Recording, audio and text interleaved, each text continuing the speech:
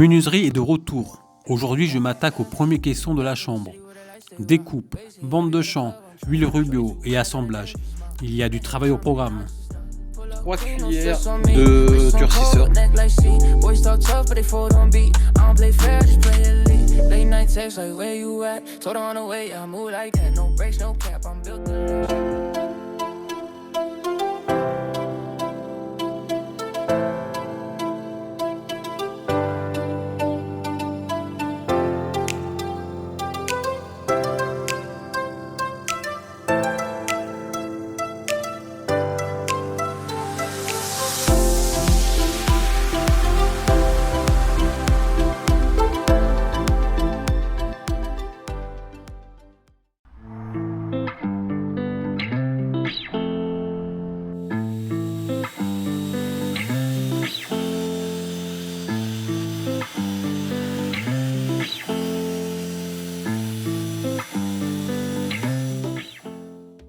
Comme pour le premier caisson du salon, je commence par découper tous les panneaux qui constitueront les deux caissons de la chambre.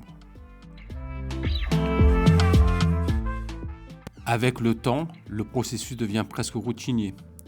Découpe, collage des bandes de champ, affleurage, puis application de l'huile rubio smoke pour protéger et mettre en valeur le bois.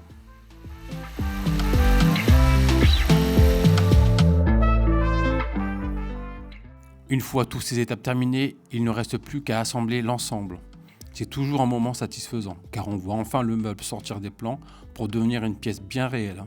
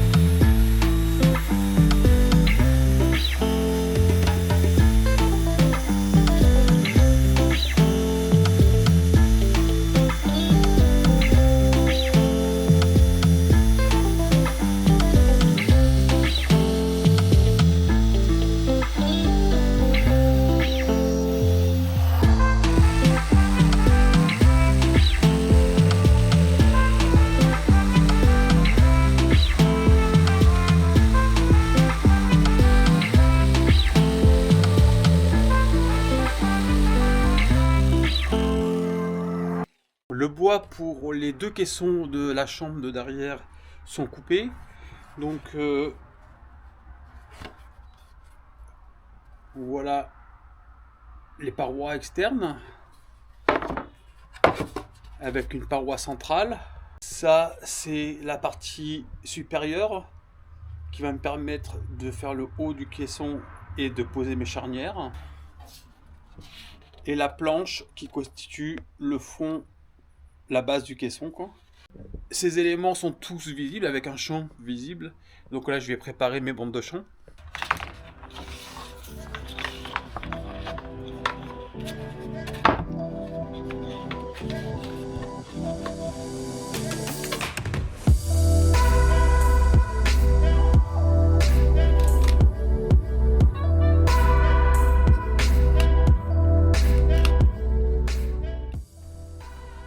Ah, j'ai coupé mes 10 bandes de champ.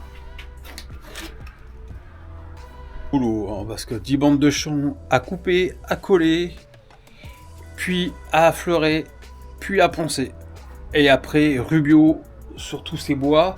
Une fois qu'ils sont tous traités, comme d'habitude, après la préparation des assemblages de trous de poche.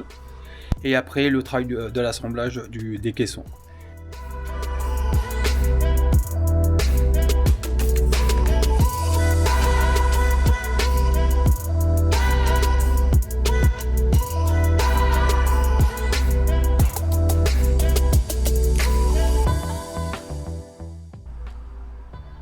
Je vais faire l'affleurage pour les dormants. Donc j'ai collé mes bandes de champ. J'ai trouvé le moyen de les fixer. J'ai fait l'affleurement. J'ai plus qu'à creuser avec la fleureuse un trou pour passer le loquet. Pour passer le fameux loquet.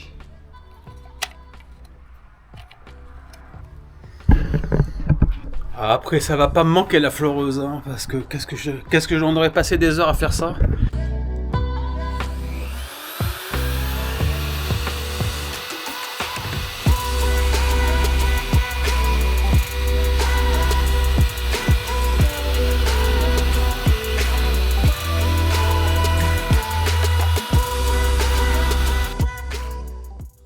Obtenir une belle finition demande du temps. Chaque bande de champ doit être affleurée, puis poncée une première fois à la machine avant d'être reprise au papier abrasif fin pour éliminer les derniers défauts. Une opération qu'il faut répéter pour chacune des arêtes, une à une.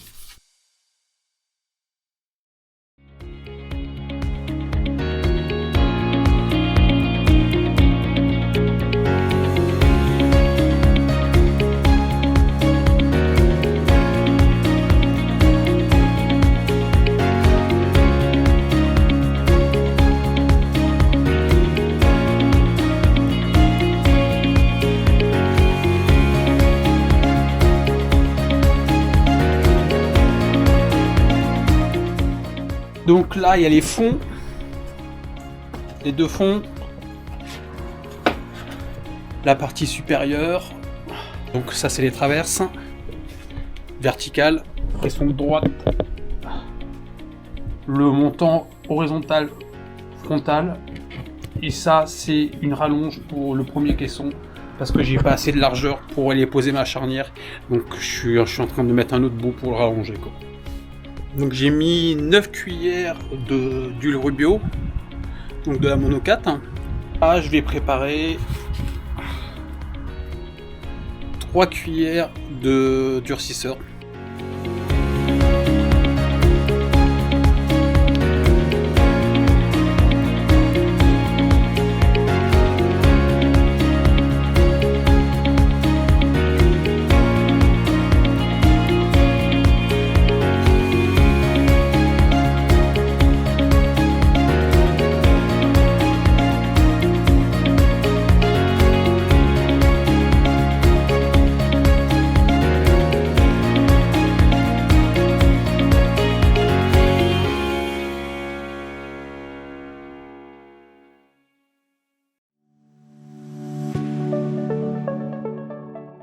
L'huile Rubio met parfaitement en valeur le magnifique plaquage de chez Platon Ladon.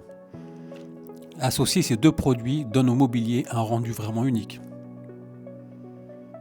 Pour l'ensemble de la menuiserie, j'ai choisi la teinte Smoke.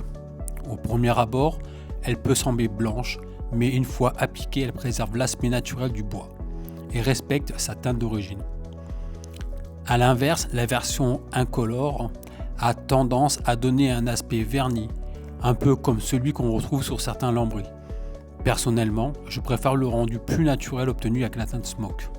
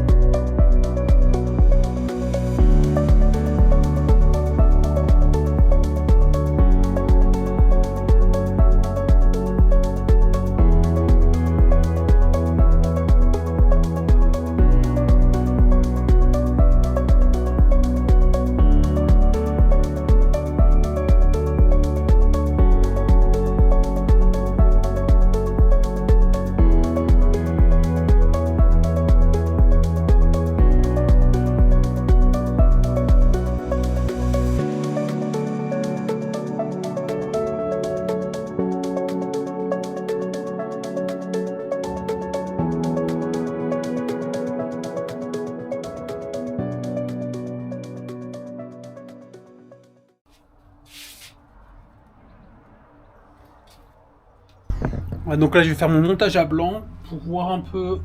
Comme ça, je vais pouvoir couper le contreplaqué qui va derrière. Et puis, je vais encoller le tissu directement dessus. Je vais aller ici. Là, il faut que ça soit inclus ici. Donc lui, ça va descendre ici. Je vais enlever cette épaisseur-là.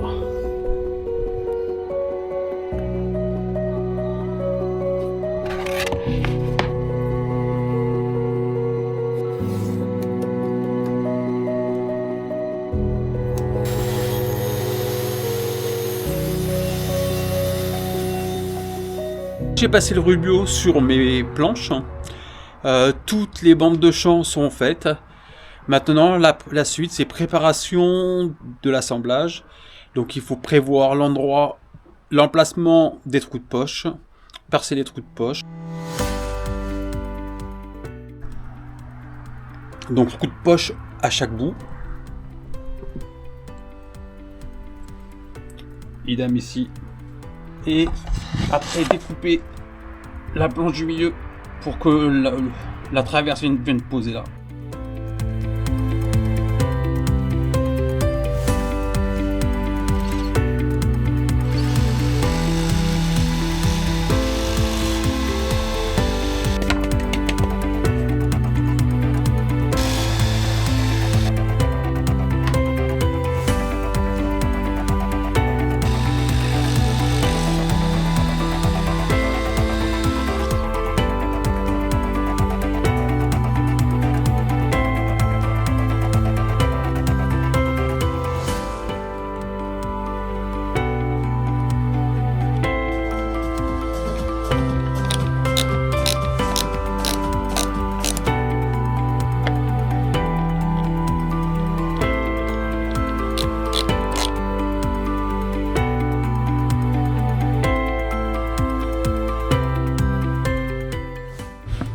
Voilà, l'assemblage est fait et là c'est ultra solide, hein, avec 3 grosses vis comme ça, là, ça peut absolument pas s'arracher. J'en ai prévu 3 d'ailleurs sur la verticale aussi, sur le centre.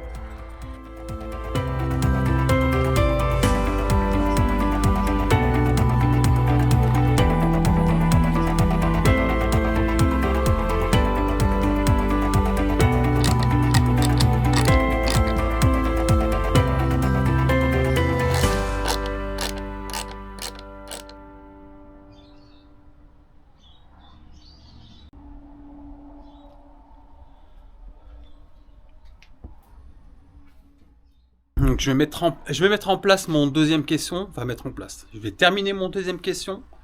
Donc il reste la paroi à mettre en place. J'ai récupéré le tissu du camion pour pouvoir le coller ici, afin de pouvoir ultérieurement avoir des repérages pour la fixation. Donc la paroi là je vais l'enlever puisque j'ai mis des inserts avec vis. Je vais mettre des scotch pour repérer où sont mes traverses, pour pouvoir poser mes inserts, parce que les inserts doivent être pris à 100% dans la tôle et pas dans le bois. Ça c'est très important. Le caisson lui il vient jusque là. Et après j'enchaîne avec celui-ci.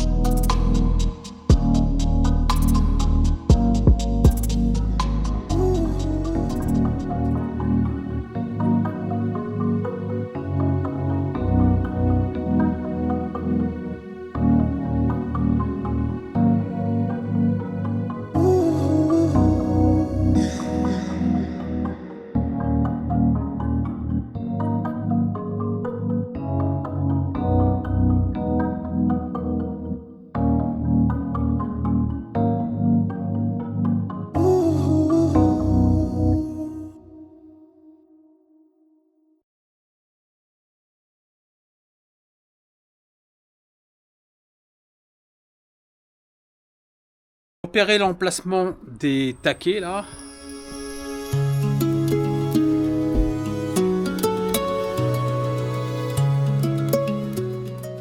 Les portes de ce placard seront encastrées dans le caisson, plutôt que fixées sur la façade.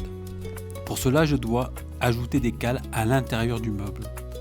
Elles servent à positionner les charnières à la bonne profondeur et garantissent un alignement parfait des portes. C'est un détail qui ne sera plus vu une fois que le meuble sera terminé, mais qui est essentiel pour obtenir une finition propre et précise.